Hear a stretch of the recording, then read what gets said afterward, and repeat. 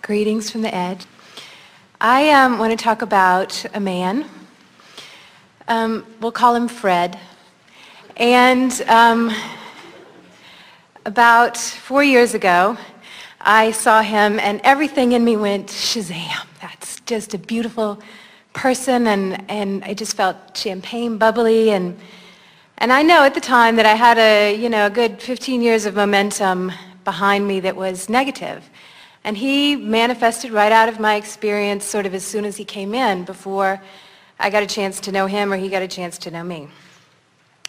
And then we talked about it, you and I, and we talked about how you shouldn't get caught up on the form, and if thinking upon a person specifically caused negative feelings, then you should back off and think about the essence and what you liked about them and those kind of thoughts. So I tried that for a while. And I could never really feel as good as when I thought specifically about Fred. And then I judged myself for a long time, and I thought, I'm just not doing it right. And then about a year ago, I said, screw it, I'm just going to think of Fred. And I'm going to think of him in all the loving ways that I can imagine. And so I did that for a year, and it was wonderful. And 2 weeks ago, I saw him drive down my street, and I thought, it's worked. It's brilliant, you know. And so I went up to where I saw he was staying, and I buzzed the buzzer, and I was like, hi, and I did not get the response that I had been imagining. In fact, it was very, weird. And then I thought this, and this is why I thought, okay, well, maybe I could get really upset about this and think I've really not done any of this right, or I could think, you know what, maybe he was caught off guard and he doesn't know what a good idea I am and what a good idea we'd be. And so that made me feel better. But at the same time, then I thought, well, maybe I'm stopping, the real love of my life because of this specific thing, but I can't let go of the specific thing. Well, the most important question that we want to put to you is, at what point did you decide to, instead of working it out vibrationally, to jump in with action? In other words, why was the action so compelling? To go up to the buzzer that day, or? Because you were creating it in thought. Yes. You'd been sort of working it around, and you'd finally found a way to relax. In other words, you've been working on this for a while, and some was not comfortable, and some thoughts were more comfortable, and some thoughts were less comfortable, and some thoughts. But you brought yourself into quite a place of comfort. And as you got yourself into quite a place of comfort, then you began seeing some evidence of your motion forward. And then, rather than letting the stream continue to carry you to the fruition that you're looking for, you must have lost faith in the stream's ability to take you where you wanted to go, and you decided to go ring the buzzer. In other words, so this is just our way of saying to you, you don't have the timing that the universe has. So now you want to say, well, is the universe really taking me to Fred? And we say, if you can trust that the universe knows all the good stuff you got from Fred, and all the good stuff you got from John, and all the good stuff you got from Jim, and all the good stuff you got, if you would accept that you've been sifting through the sands of men for quite a very long time, and that you have created a magnificent relationship of which Fred is a part, but not all-inclusive. In other words, there's stuff that Fred has that's really active and dominant in Fred that is nowhere a vibrational match to what's going on in your vibrational escrow.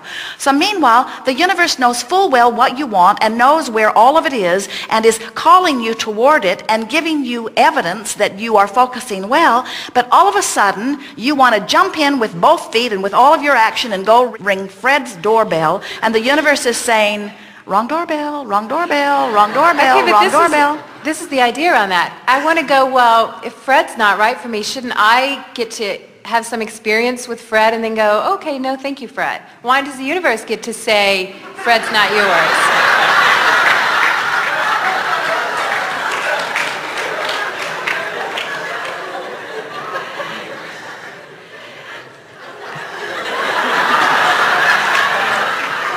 If everything in your vibration was the vibrational match to Fred in the way you have portrayed it with your words just now, you would already be in the midst of an extraordinary relationship with Fred. It's what's active in your vibration about Fred that you don't like that is caught in your vibrational craw. And we want you to step back from the person called Fred, whose real name shall be left nameless to protect the innocent. We want you to step back from the specifics of this and just accept that through all of this that you are creating something wonderful. What we're really encouraging you to is more patience and less action for a little while. But there's nothing wrong with the action. In other words, you jumped in with action, you got a rebuff or a response that you don't want, which kind of set you back a little bit. We're not encouraging you not to go ring the doorbell and take the action because you're doing something wrong and you'll mess up your creation. We are just encouraging you to let the flow carry you a little further until the inspiration to act is so compelling that nothing can keep you from it, because when you respond in action under those conditions, then you don't get the rebuffs. In other words, if you act too soon before the energy is lined up, you almost always get a backlash. And that is the whole point of the art of allowing. The art of allowing is just release the resistance and allow. Releasing resistance and allowing are the same thing. Release the resistance and therefore allow. Release the resistance and therefore allow. Release the resistance and therefore allow. Release the resistance and therefore allow. And as a stream begins to carry you, the ideas that then occur to you always bring you the results that you are wanting. It's not possible for you to not get what you're wanting. We're just asking you to look a little further down the road. We just want you to act less and create with your mind more. And you say, but Abraham, I was doing that, and frankly, I just got tired of doing that. And we say, you can't get tired of doing that, because that is the work. Even now, you got to start again from where you are. You rang the doorbell, it didn't turn out well. Now you start again and you say, it was easier for me before I rang the doorbell. Now I've got that to overcome. And we say, but still you can, but still you can, but still you can. And as you do, more things will come your way.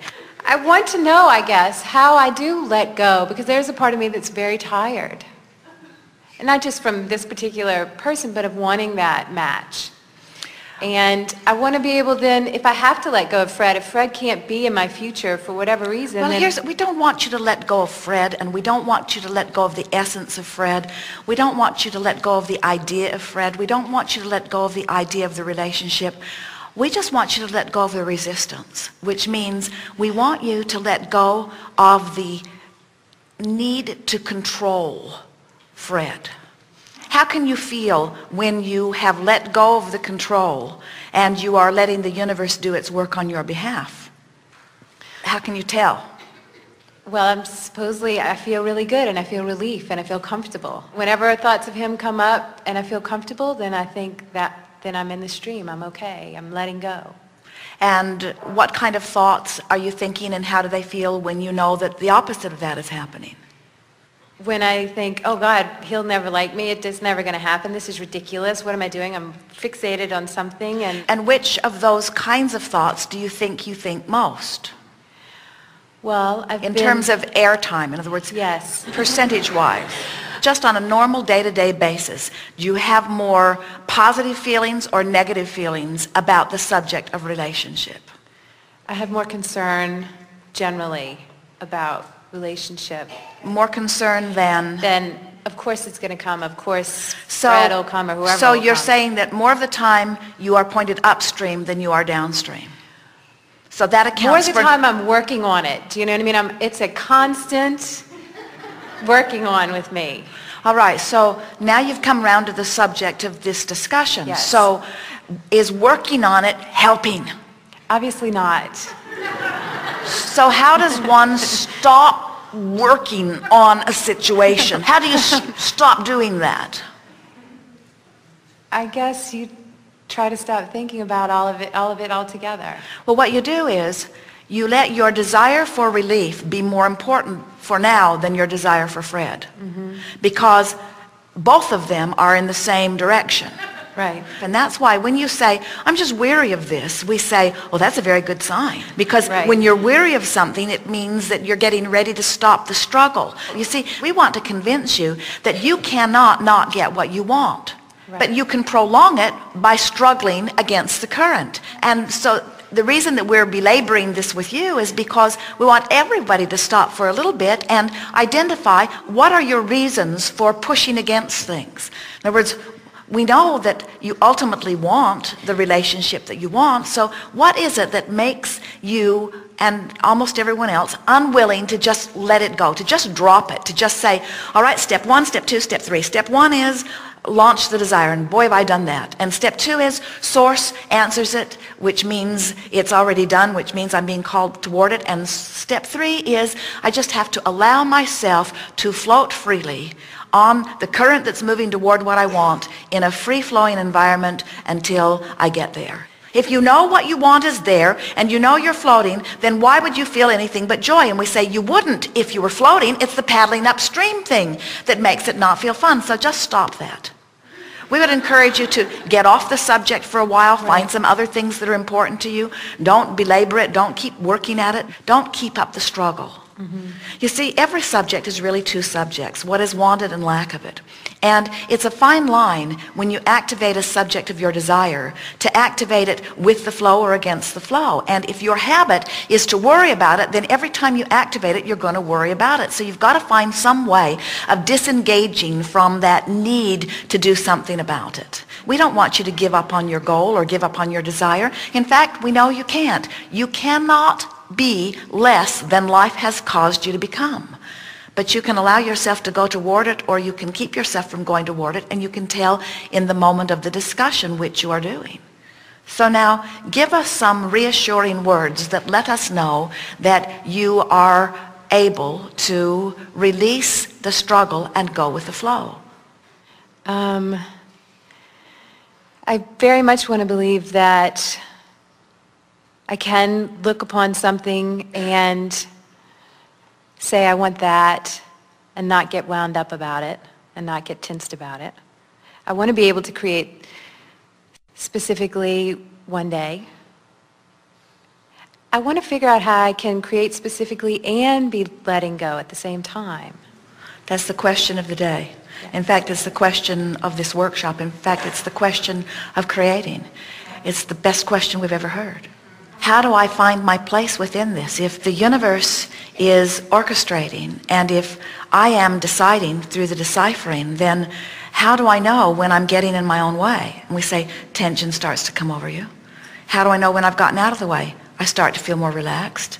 How do I feel when I'm hindering it? I don't trust it. How do I feel when I'm helping it? I feel more trusting. How do I know when I'm going with the flow? It's fun. How do I know when I'm not? It isn't fun. How do I know when I've let go? I feel good. How do I know when I haven't let go? I feel tense. How do I know when I'm free-flowing? I feel ease. How do I know when I'm pushing against the current? I feel tense. How do I know when I'm succeeding and I'm going to get what I want? I'm flowing free. I'm flowing free. But Abraham, I'm flowing free, but I don't have Fred. So how do I know it's working? And we say, because you're flowing free. Right. Flowing free has to be what you're after. Yes. Fred's downstream. If you're flowing free and Fred's downstream, what's inevitably going to happen? I'll run into him.